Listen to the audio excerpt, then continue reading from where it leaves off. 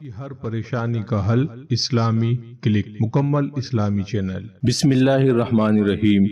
امید ہے ہمارے تمامی دوست اور احباب خیر و عافیت کے ساتھ ہوں گے۔ اگر آپ کی اولاد نافرمان ہے تو آج کا عمل آپ کے لیے ہے۔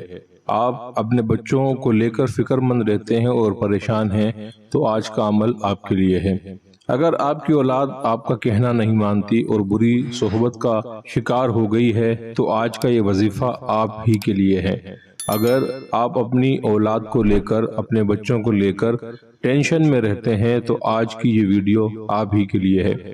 آج کی اس ویڈیو کو اول تا آخر مکمل دیکھیے اور غور سے سن کر اس وظیفے کو اختیار کیجیے۔ اگر آپ کی اولاد نافرمان ہے، فرما بردار ہو جائے گی، بری صحبتوں کا شکار ہے، بری صحبت چھوٹ جائے گی۔ اگر کوئی برا فعل کرتے ہیں، کسی برے کام کو اختیار انہوں نے کر لیا ہے تو انشاءاللہ تعالی وہ برا فعل کرنا، وہ برا کام کرنا وہ چھوڑ دیں گے۔ اگر آپ ان کی کسی ایسے شخص سے دوستی ہو گئی ہے جس کو آپ سمجھتے ہیں کہ وہ دوستی مناسب نہیں اور آپ اس دوستی کو چھڑوانے کے لیے ہر جتن کر چکے تو آج کا یہ وظیفہ آپ کے لیے ہے۔ اس عمل کی برکت سے آپ کا بچہ اس بری دوستی کو چھوڑ دے گا۔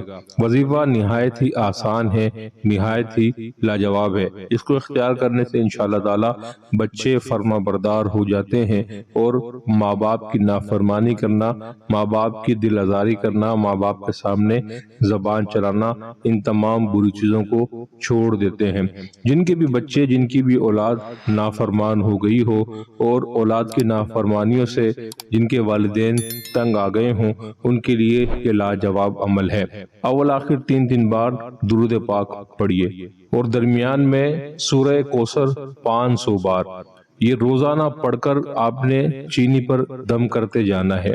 یہ عمل آپ نے 11 دن کرنا ہے اور 11 دن کے بعد یہ چینی شربت میں گھول کر یا چائے میں یا کسی بھی میٹھی چیز میں ڈال کر بچوں کو کھلائیں۔ انشاءاللہ تعالی آپ کے بچے فرما بردار بھی ہو جائیں گے، آپ کا کہنا بھی سنیں گے، آپ کی بات بھی مانیں گے۔ جس چیز سے آپ منع کریں گے اس سے باز بھی آ جائیں گے اور ان کے اندر جو بری چیزیں ہوں گی وہ بھی آہستہ آہستہ ان سے دور ہونا شروع ہو جائے گی۔ لاجواب عمل ہے، اس کو لازماً اختیار کیجئے اگر آپ اپنی اولاد کو بہتر کرنا چاہتے ہیں۔ اللہ رب العزت سے دعا ہے جو کوئی ہمارا بھائی بہن اس عمل کو اختیار کرے، اللہ ان کی پریشانی کو دور فرماتے ہوئے انہیں اس میں کامیابی عطا فرمائے، آمین۔